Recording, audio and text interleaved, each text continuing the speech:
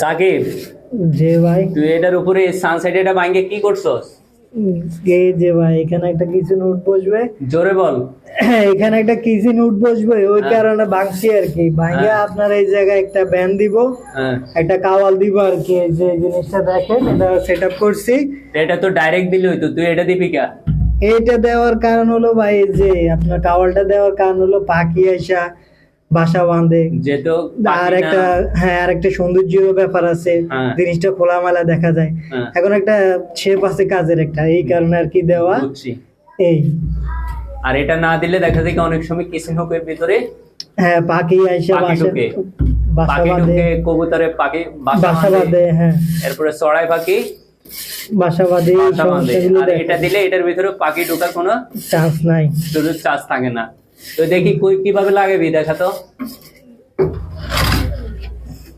যে ভাই একটা টুকরা দিয়ে নিলাম,